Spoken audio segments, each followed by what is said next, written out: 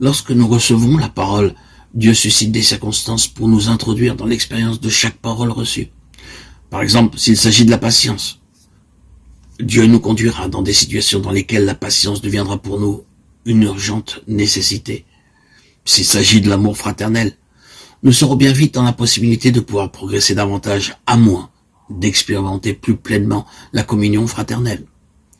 Le fait d'entendre simplement la vérité et de la propager de nos lèvres ne prouve pas que nous ayons l'expérience de la parole que nous avons entendue. Ce n'est qu'en mettant à l'épreuve la puissance contenue dans cette vérité par la mise en pratique que nous pourrons la proclamer. Nous n'acquérons de manière permanente les valeurs de la parole que lorsque nous en payons le prix pour qu'elle devienne nôtre.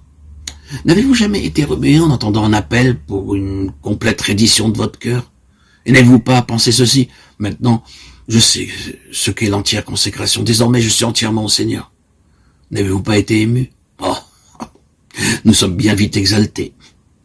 La parole à laquelle nous avons répondu avec une telle joie doit nous éprouver, et les épreuves qui vont de pair avec la parole démontreront si nous l'avons saisie intellectuellement ou spirituellement. Si nous l'avons reçue superficiellement au niveau de notre âme, nous ne pourrons pas résister face aux épreuves, aux tribulations qui suivront son sillage. Mais si la parole a trouvé place dans l'esprit, des difficultés ne feront que l'enraciner plus profondément dans notre vie. Quand l'or est éprouvé par le feu, la fournaise ne la transforme pas en cuivre. Le feu ne modifie pas sa nature, il ne fait que l'affiner. La simple dorure sera détruite par le feu, et la véritable nature du métal qu'elle recouvrait apparaîtra alors.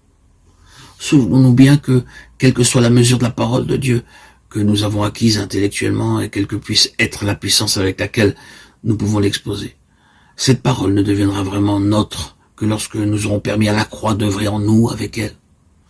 Je dois vous avertir que la lumière de Dieu brillera bientôt dans votre vie, et son éclat éprouvera la réelle profondeur de votre expérience. Le soleil ne peut porter atteinte à la croissance qui étend ses racines dans les profondeurs de l'esprit, mais en sera tout autrement à l'égard de tous ceux qui manquent de racines. Toutes nos déclarations entières consécration à Dieu, toutes nos pieuses prières et nos professions de foi publiques manifesteront alors leur réelle valeur.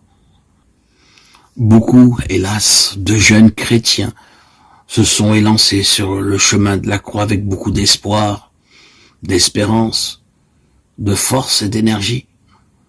Mais au bout de quelques années ou quelquefois 2 mois, toute cette exaltation, cet enthousiasme, ce zèle s'est évanoui, est parti.